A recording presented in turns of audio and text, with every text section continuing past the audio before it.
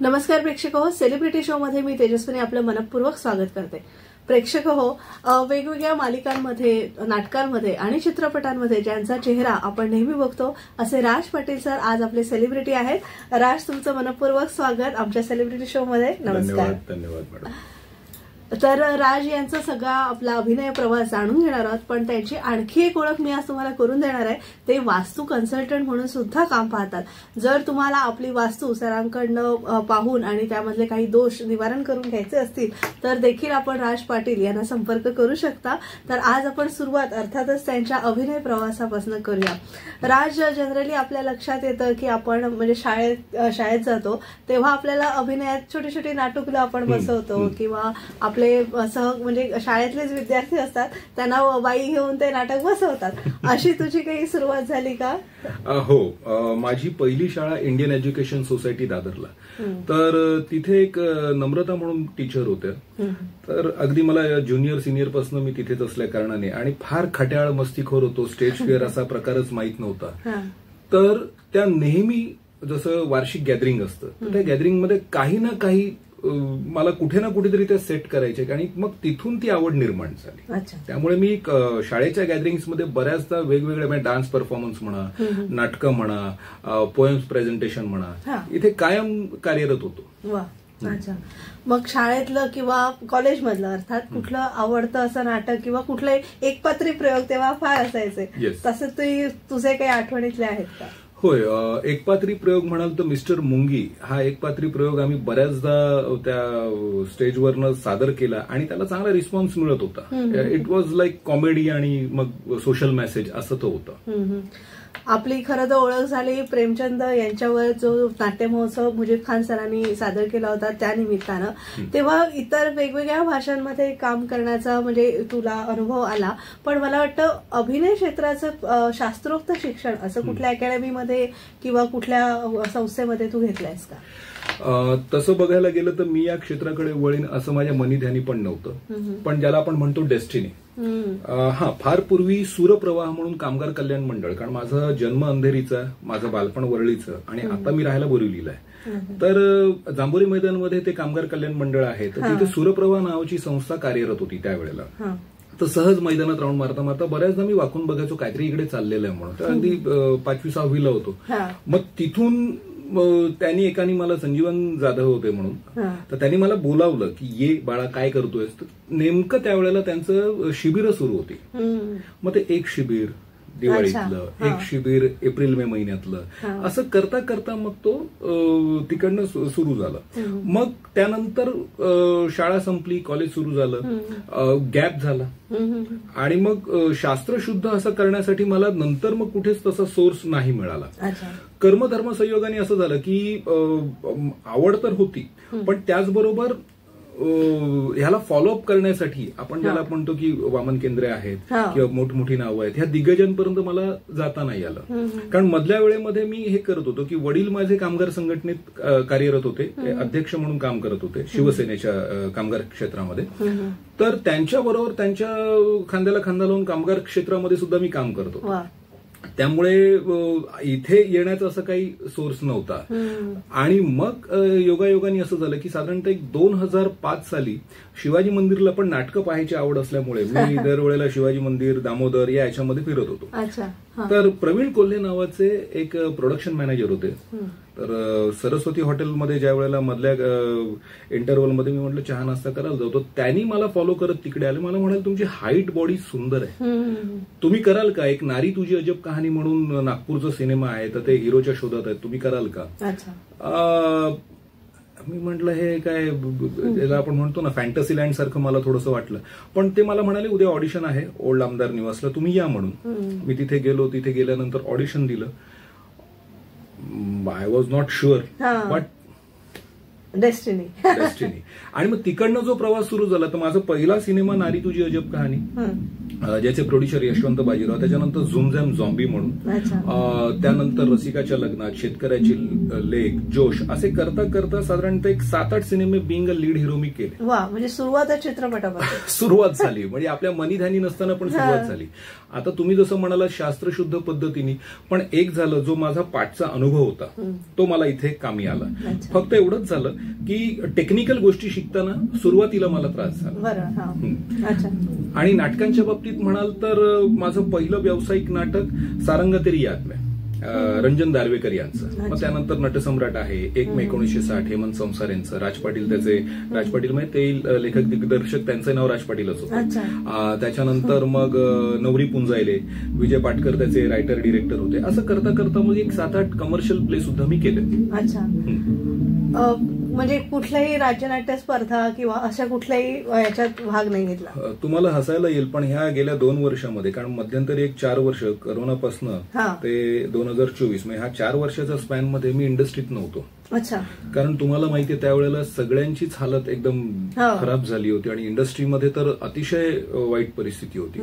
मग त्यावेळेमध्ये मी जे माझं वास्तू कन्सल्टन्सीचं काम करत होतो त्याच्यावर मी जास्त फोकस केला.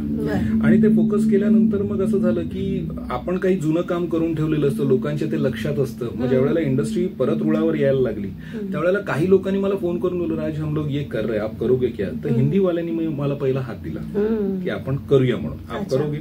मग तसं करता करता परत इंडस्ट्रीत येणं झालं. आणि जसं राज्यस्तरीय जर म्हणालात तर ह्याच वर्षी आबा पेडणेकरांचं तेरे मेरे बीच में आणि काशीनाथ पांचाळ यांचं सविता दामोदर परांजपे नाटक जुनं आहे, पण त्यांनी याच्यामध्ये प्रेझेंट केलं होतं. आणि आता मी एक करतोय, त्याचे लेखक आहेत प्रकाश बाग म्हणून आणि दिग्दर्शक आहेत किरण गावडे. त्या नाटकाचं नाव आहे नॉकआउट. तर हे पण राज्यस्तरीयला आम्ही करतोय. हे असं थोडंसं जवळपास टर्न अँड ट्विस्ट मध्ये प्रवास सुरू आहे. पण कमाल आहे, एक डायरेक्ट व्यावसायिक रंगभूमी आणि चित्रपटांमध्ये प्रवेश झाला आणि नंतर मालिका. म्हणजे म्हणतात ना, आपण खरं तर प्रवास आपला जनरली बघितला जातो तो नाटक, मालिका आणि चित्रपट. तुझी उलटी जर्नी म्हणजे रिव्हर्स जर्नी चालू झाली. पण तरीही कधी आता अभिनयाचा जर आपण विचार केला, लोक जनरली म्हणतात ज्याला काय करता येत नाही तो अभिनयाकडे वळतो, पण तसं खरं नाहीये. अभिनयाचा सुद्धा एक अभ्यास आहे आणि अभिनयाची जाण असेल तोच नामांकित अभिनेता अभिनेत्री होऊ शकतात. तर मग कुठल्याही युनिव्हर्सिटीमध्ये किंवा कुठल्याही प्रशिक्षण संस्थेत अभिनयाचे धडे न गिरवता तू स्वतःचे अभिनयाचे धडे कसे काय शिकला आहेस त्याविषयी सांगतो. खूप चांगला प्रश्न विचारलात मॅडम तुम्ही. कसं आहे ना, मुळात असावं लागतं. बरं, हिऱ्याला नंतर पैलू पाडले जातात, पण तो हिरा असावा लागतो. तुम्ही काचेला पैलू पाडलेत आणि तो किती सुंदर दिसला हिऱ्यासारखा, तरी तो हिरा नसतो. मी जसं म्हणालो की त्या याच्यामध्ये, ह्या जर्नीमध्ये माझ्या ते आतमध्ये कुठेतरी होतं, कलेची आवड होती. माझे आजोबा गजानन पाटील म्हणून ते चांगले गायचे. कलेचं कुठे ना कुठेतरी बॅकअपला होतं. फक्त अभिनयाच्या बाबतीत मला अजून 4 फादर्स बॅक कोणी करत असेल किंवा काय मला कल्पना नाही, पण डीएनए मध्ये होतं. आणि आपण ज्याला म्हणतो की अभिनय, लोकांना असं वाटतं बसल्या जागेवर की फार सोपं आहे, हा करतो तर आपणही करू शकतो. तसं नाहीये ते. मुळात जेव्हा 4 वाक्य बोलावी लागतात कॅमेऱ्यासमोर, बऱ्याच लोकांना घाम फुटतो. तर हे आम्ही स्वतः नजरेने पाहिलं. पण हा कॉन्फिडन्स देतो थिएटर.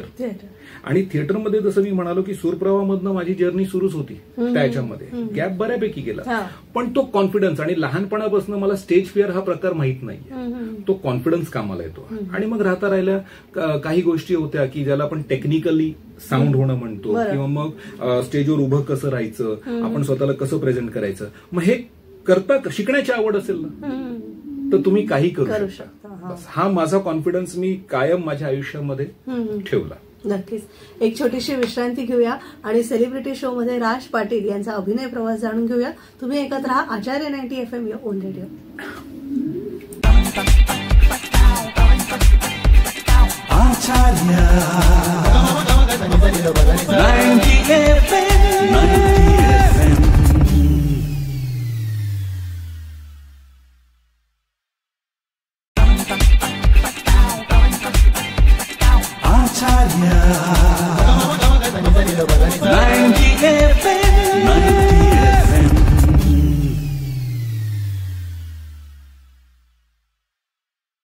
तुम्हा सगळ्यांचं पुन्हा एकदा स्वागत. तुम्ही ऐकत आहात आचार्य 90 FM यो ऑन रेडिओ आणि आज आपण सेलिब्रिटी शो मध्ये अभिनेते राज पाटील यांच्याशी संवाद साधतोय.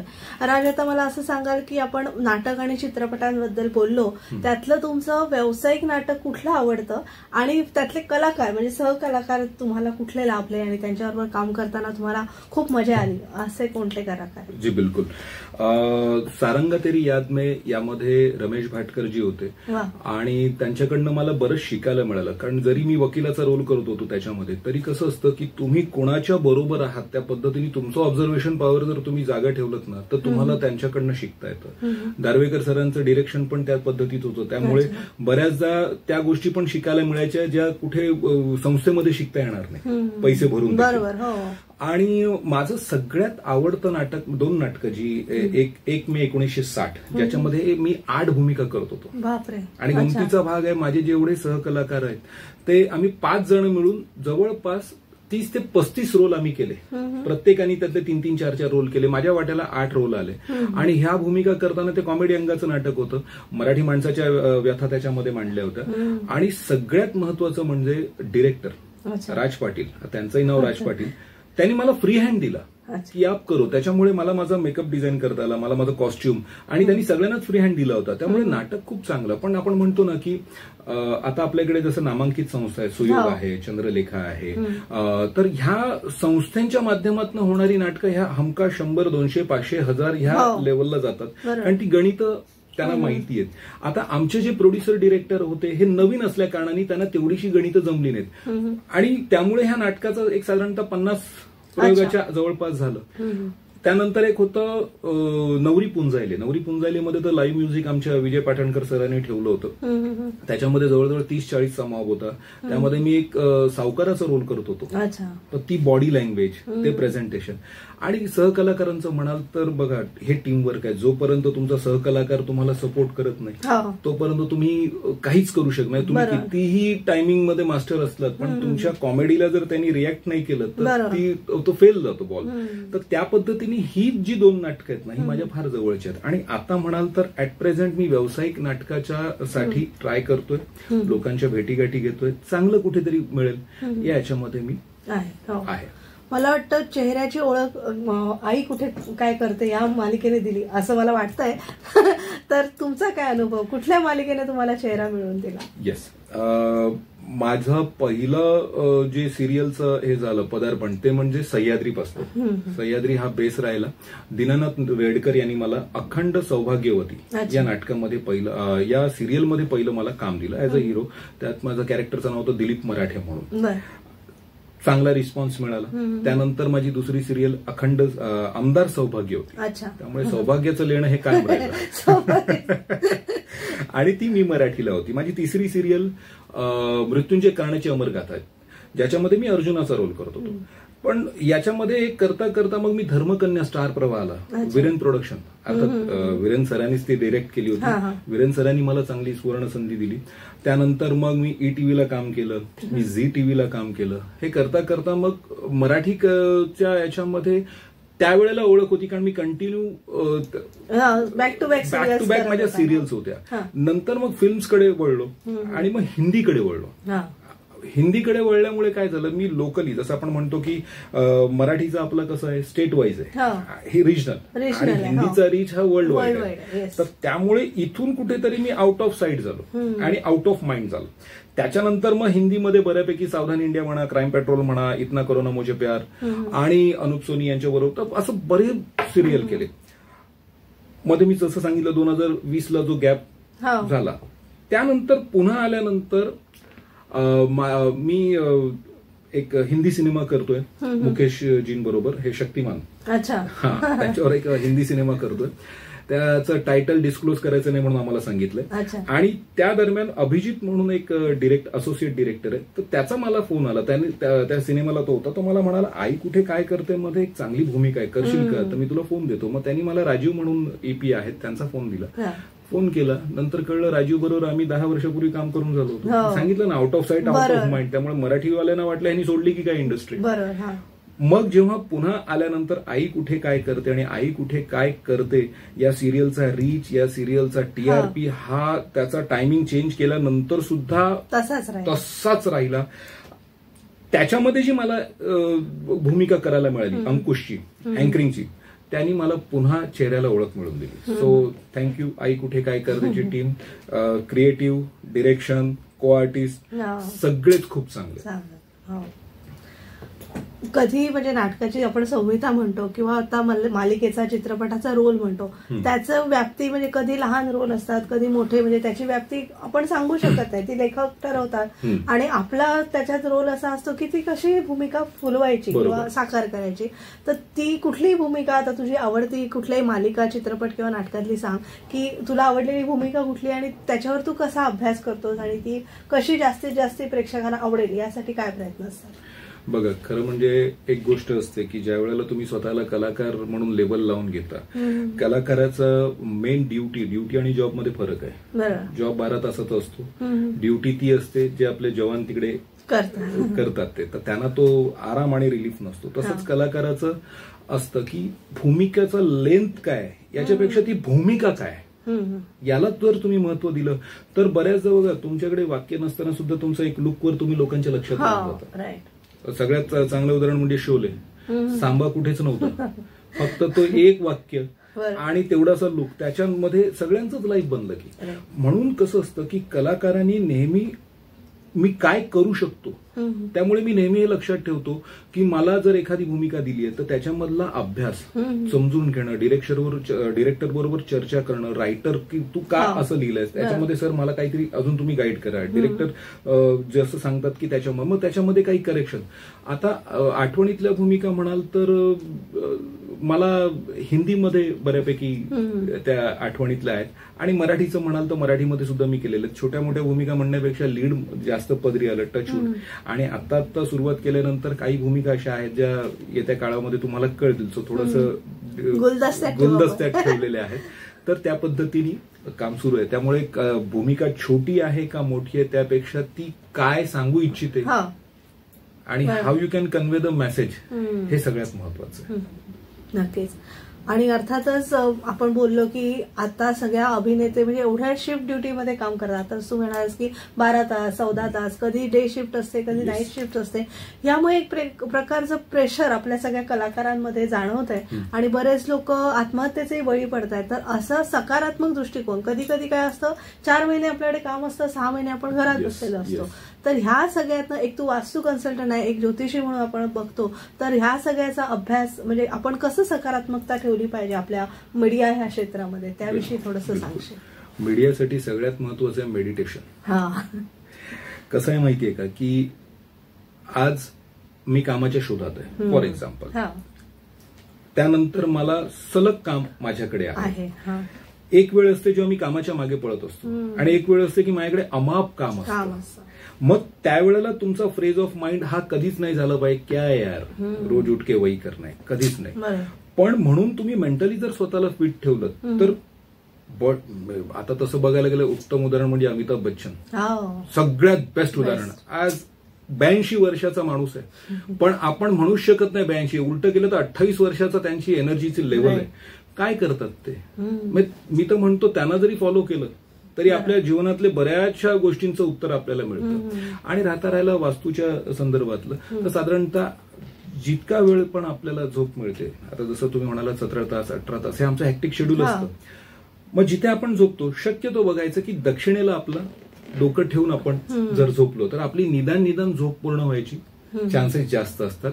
आग्नेयला आता प्रत्येकाच्या घरी काय साऊथला डोकं करून झोपता येईल असं नाही, पण बघा त्यातल्या त्यात जर तुम्हाला पॉसिबल झालं आणि आग्नेयला डोकं करून जर झोपत असाल तर कायम त्याच्यामध्ये विचार जे असतात ना ते तुम्हाला झोप लागूच देत नाही. तर साऊंड स्लीप घ्यायची असेल तर साऊथ ईस्टला जर डोकं करून झोपलं तर अतिउत्तम. हे मी ऍज अ वास्तू कन्सल्टंट म्हणून सांगतोय. बाकी कलाकार म्हणून एवढंच सांगेन की मेडिटेशन जे मी स्वतः देखील करतो, मेडिटेशन आणि व्यायाम याला कधी चुकवू नका. चांगलं डाईट फॉलो करा, कारण आतमध्ये जर ऍसिडिटी वाढली काही इतरत्र जे खाऊ नये ते खाल्ल्यामुळे तरी सुद्धा आपल्याला अनइझी फील होतं आणि मग आपण या रेसमधनं हळूहळू बाद व्हायला लागतो. त्यापेक्षा आपला आहार, विहार, विचार याच्यावर आपण जास्तीत जास्त फोकस केला पाहिजे. नक्कीच. आपण सगळ्या चित्रपट, मालिका, नाटकांबद्दल बोललो, पण अजून एक क्षेत्र आपल्यासमोर कलाकार म्हणून येतं ते म्हणजे ऍडव्हर्टायझिंगचं. आणि तुमचं जर फिजिक पाहता तुम्ही ऍडव्हर्टायझिंग मध्ये ऍज अ मॉडेलिंग क्षेत्र सुद्धा तुम्ही निवडू शकला असतात, पण मग मॉडेलिंग क्षेत्रात करिअर करावं असं कधी वाटलं का, की मग केलं नाही, मग ह्यामध्येच बिझी झालात म्हणून मॉडेलिंगकडे थोडं दुर्लक्ष झालं, असं काही झालं का? खरं सांगायचं या क्षेत्रामध्ये आल्यानंतर जसं आपण सगळीच दारं उघडी बुफेला जातो आणि थोडं सगळं टेस्ट करतो, तसं मॉडेलिंगच्या बाबतीत माझी पण इच्छा होती की मॉडेलिंग करावी. पण असं झालं की बऱ्याचदा संधी यायला आणि मी दुसरं प्रोजेक्ट घ्यायला. अच्छा, ओके. त्यामुळे तो घास कधी मला चावता आला नाही. हा, पण ऍडचं म्हणाल तर मी एक सेफ्रो नावाचं फायर एक्सटिंग्विशरची ऍड केली, कॉर्पोरेट ऍड, आणि एक कॅमेनोवा म्हणून एक फर्टिलायझर आहे साऊथची, ती ऍड केली. तर ह्या 2 ऍड मी आतापर्यंत केल्यात. बाकी राहिला इतर ऍडचा भाग. तर मग जेव्हा हे सगळं जुळून येईल त्यावेळेला नक्कीच करेल. त्यामुळे मॉडेलिंगसाठी सुद्धा मी माझी दारं ओपन ठेवलेली. राईट. आणि कलाकारांना तसं जावं की डबिंग आणि सगळं अभिनेता डबिंग देखील करतो, डबिंग देखील करतो मी. आता व्हिओज आणि हे आता पॉलिटिकल हे जे सगळं चाललं होतं, मी डबिंग बऱ्यापैकी करतो. डबिंगचा अभ्यास असणं प्रत्येक कलाकाराला गरजेचं आहे. त्यामुळे ह्या क्षेत्राशी निगडीत जेवढी अंग आहेत, डबिंगचं म्हणा, अभिनयाचं म्हणा, थोडंसं वाचनावर मी जास्त भर देतो माझ्या, तर ह्या सगळ्या गोष्टी करतो, कारण याला खुराक पाहिजे ना. हो, नक्कीच. आणि खरंच आपण राज सरांकडनं किंवा आता आपले जेवढे इंडस्ट्रीमध्ये सगळे अभिनेते आहेत त्यांच्याकडनं शिकलं पाहिजे की आपण वर्सटाईल राहिलं पाहिजे. एकाच ठिकाणी कुठेतरी अडकून राहिलो की मग थोडं साचलेपणा येतो, निगेटिव्हिटी येते. आणि कॉम्पिटिशनमध्ये राहायचं असेल तर तुम्हाला या सगळ्या वर्सॅटिलिटी म्हणजे जेवढी आपली क्षेत्र आहेत त्यांचा उपयोग करून घेणं जास्ती गरजेचं आहे. आणि त्यातनं आपण स्वतःला एक माणूस म्हणून सुद्धा घडवू शकतो, डेव्हलप करू शकतो. म्हणजे आपलं मनी मॅनेजमेंटही होतं, वेळेचाही सदुपयोग, टाइम मॅनेजमेंट होतं. अशा सगळ्या गोष्टी आहेत. एक परत छोटीशी विश्रांती घेऊया आणि वास्तुविशारद जे आहेत राज पाटील यांच्याकडनं त्यांच्या वास्तूच्या टिप्स घेऊया काहीतरी. आणि आज आपण सेलिब्रिटी शो मध्ये राज पाटील या अभिनेत्याला आमंत्रित केलेला आहे, त्यांच्याशी पुन्हा संवाद सुरू ठेवूया. तुम्ही ऐकत राहा आचार्य 90 FM या ऑन रेडिओ.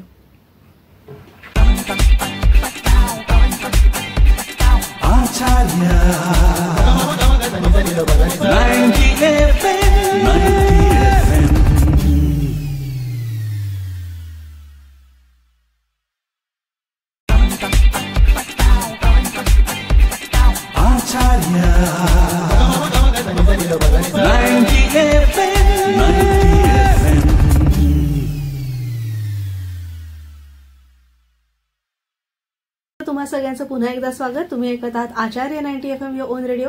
आणि आज आपण सेलिब्रिटी शो मध्ये राज पाटील या अभिनेत्याशी संवाद साधतोय. सुरुवातीला मी म्हटलं त्याप्रमाणे राज पाटील यांची आणखी एक ओळख आहे, ते म्हणजे ते वास्तुतज्ञ आहेत, वास्तू कन्सल्टंट आहेत. आज थोड्या वास्तूच्या टिप्स तर आपण घेणारच आहोत, पण मला वाटतं की तुमच्या म्हणजे वारसा हक्काने हे तुम्हाला वास्तूचं तुम्ही प्रशिक्षण घेतलेलं मिळालेलं आहे, तर नेमकं या क्षेत्राकडे का वळावं असं वाटलं? वास्तूच्या जसं तुम्ही म्हणालात की आमच्या फॅमिलीमध्ये लिगसी म्हणजे माझे आजोबा, माझे पणजोबा हे वास्तू, कुंडली याचा अभ्यास होता, प्रॅक्टिस करत होते. त्यानंतर मग वडिलांचं म्हणाल तर वडील हे युनियन क्षेत्राकडे, शिवसेना आणि याच्याशी संघटित असल्यामुळे ते त्या याच्यामध्ये गेले. पुढे याचा अभ्यास मी केला आणि नुसताच केल्यानंतर सर्टिफाईड विथ डिग्री, मेडल्स हे सगळं करत करत मी शिकलो. शास्त्रशुद्ध पद्धतीने त्याचा अभ्यास केला आणि गेले 10 ते 15 वर्षापासून मी ते प्रॅक्टिस करतोय. आता याचा मी एक जो हे केलं ना अभ्यास, क्युरिओसिटीनी आणि उत्सुकतेने याच्यासाठी केलं की हे शास्त्र म्हणजे नेमकं काय, तेव्हा मला कळलं की हे सायन्स आहे. आणि जसं चिकित्सक बुद्धी असल्यामुळे मला जास्तीत जास्त ह्या वास्तूबद्दल क्युरिओसिटी निर्माण झाली, जसं अभिनयाच्या बाबतीत क्युरिओसिटी निर्माण झाली. आणि म्हटलं हे तर करतच आहे, हे तर नंतर आलं, पण हे पण जोडीला घेऊन ते मी त्या दोन्ही गोष्टीला बरोबर आज टॅकल करत पॅरलली चाललो. वा, खरंच. पण मला विचारावं असं वाटेल की वास्तू म्हणजे हा खरं तर फुल टाइम करण्यासारखा बिझनेस आहे, तर आता तुम्ही दोन्ही कसं बॅलन्स करता तो एक विचाराचा प्रश्न आहे. आणि कारण एवढं त्यात जेवढं आपण समुद्र आहे वास्तू म्हणजे आता अभिनय सुद्धा आहे, पण जेवढं आपण डीप मध्ये जाऊ तेवढं आपल्याला जास्तीत जास्त त्या वास्तुशास्त्राविषयी कळत जातं. तर तुम्हाला असं वाटलं नाही की नेहमी आपण आज वास्तू कन्सल्टंट म्हणून फुल टाइम हे करावं, असं वाटलं ना कधी? तसं बघाल तर मी फुल टाइम वास्तूचं करतो आणि फुल टाइम अभिनेता देखील आहे. आता हा विषय कसं आहे ना की ज्या वेळेला वास्तूच्या संदर्भात विचारणा होते की कन्सल्टन्सीच्या बाबतीत, त्यावेळेला आपली प्रॉपर अपॉइंटमेंट घेतली जाते. Now it depend. जर मुंबईतल्या मुंबईत असेल, तुमची जागा वास्तू म्हणजे तुमचं घर आहे का कमर्शियल आहे, किती मोठी आहे, त्याच्यावर आपलं एक साधारणतः तास ठरलेले असतात. तासाभरात होईल, 2 तासात होईल. कारण वास्तूमध्ये गेल्यानंतर तुम्हाला कोणती एनर्जी तिकडे फील होईल तुम्ही सांगू शकत नाही. काही वेळेला अशा देखील एनर्जी फील होतात की तो एक्सपिरियन्स वेगळा असतो. त्यामुळे मग ते सगळं टॅकल करणं आपल्याला एक जस्ट अंदाज येतो.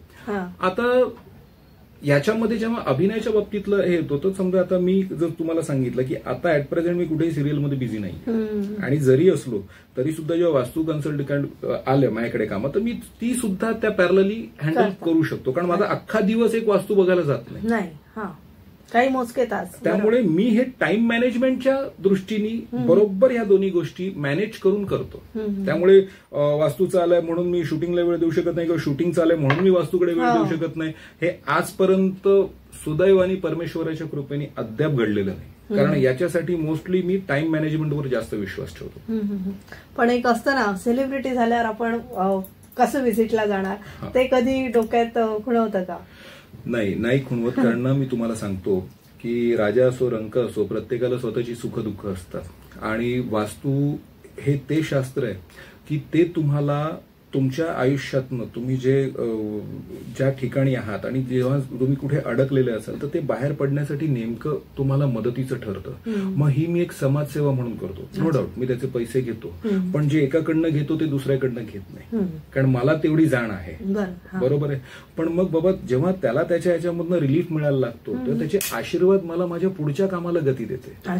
कारण शेवटी कसं आहे माहितीये, परमेश्वरांनी सांगितले की कर्मावर लक्ष ठेव. स्वतःची कर्म करताना बाकीच्यांचं दिसतं का नाही, आपण आपल्या कर्मावर बघत नाही, आपलं काय चुकतंय, आपण काय बघतो, हे मी जस्ट ऍज अ समाजसेवा म्हणा. त्यामुळे मी ज्या वेळेला वास्तू व्हिजिट करायला जातो तेव्हा मी तिकडे फक्त वास्तू व्हिजिट करणारा कन्सल्टंट म्हणूनच रोल माझा करतो. तिथे मी तो रोल करतो. तिथे मी सेलिब्रिटी आहे किंवा मी तर ही ओळख पण जेव्हा लोक तुम्हाला आम्ही पाहिलं केलं म्हटलं थँक्यू वगैरे वगैरे, पण मुळात त्यांनी मला कशासाठी बोलवलंय, वास्तूसाठी बोलवलंय. मग मी तिथे जाऊन उगाच असं काहीतरी करत बसणं हे मला पटत नाही. तिथे मी कन्सल्टंट आहे, सेटवर मी ऍक्टर आहे. ह्या दोन्ही गोष्टी मी बॅलन्स करतो. आणि वास्तुशास्त्राच्या अभ्यासाकडे तुम्ही कसं पाहता, म्हणजे तो किती डीपली केला पाहिजे, किंवा जर कोणी तरुण लोक असतील की ज्यांना वास्तूचा अभ्यास करायचा किंवा या क्षेत्रात यायचंय, तर तुम्ही त्यांना काय मार्गदर्शन करा?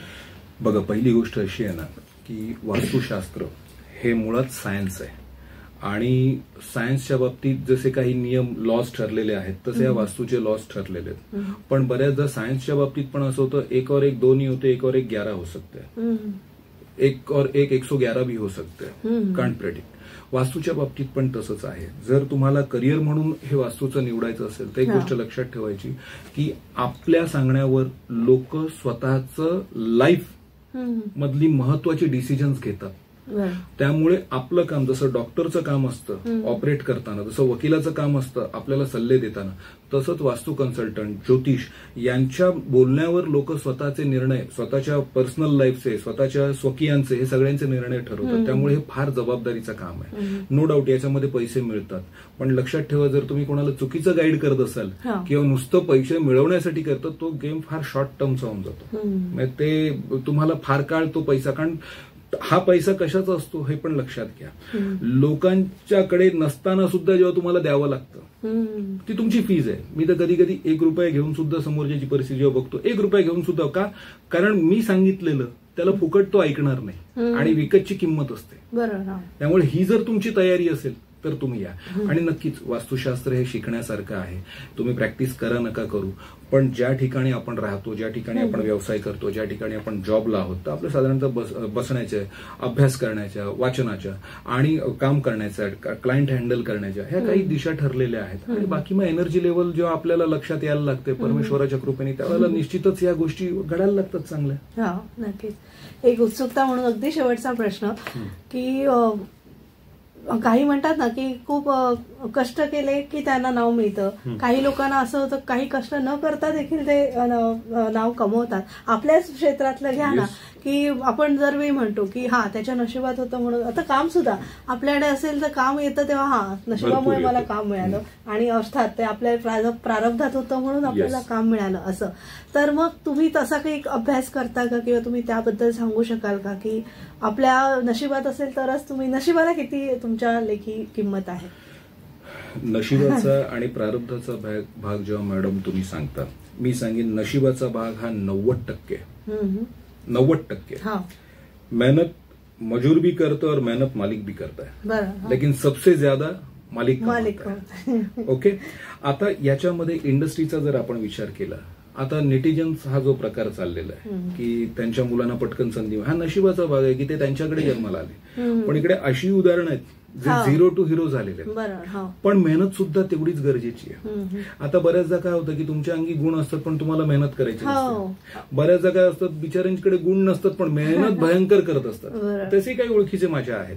पण मग शेवटी कसं असतं माहितीये का, वायसे वर्षा दोन्ही बाजूला आहे की तुम्ही राईट टाइमला राईट ठिकाणी असलात तर ह्याला नशीबच म्हणतात ना. एखादं ऑडिशन होतं, माझी जसं मी माझ्या बाबतीत म्हणेन की सरस्वती हॉटेलमध्ये मी फक्त नाश्ता करायला गेलो आणि त्या हॉटेलमध्ये मला प्रवीण कोल्हे यांनी पाहिलं आणि मला माझा पहिला सिनेमा मिळाला. आता तुम्ही याला काय म्हणाल?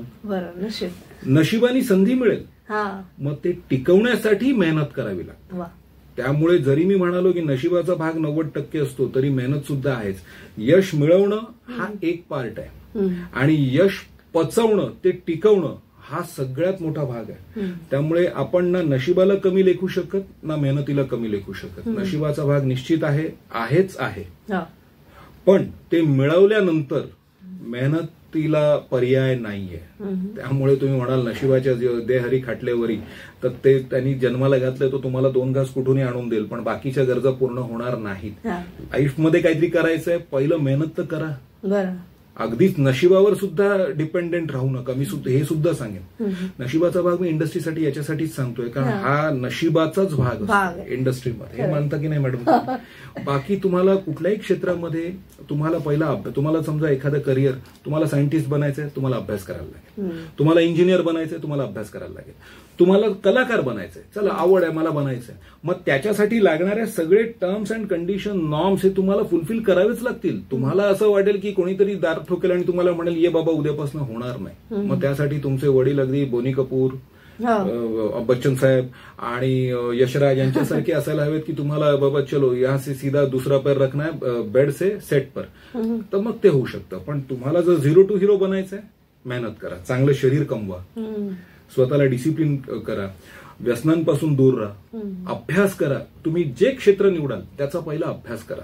हा अभ्यास केल्यानंतर प्रत्येकाला शास्त्रशुद्ध अभ्यास करायची संधी मिळत नाही, पण शिकायची इच्छा असेल तर तसं युनिव्हर्स आजूबाजूचं वातावरण तयार करा. So be ready, be prepare.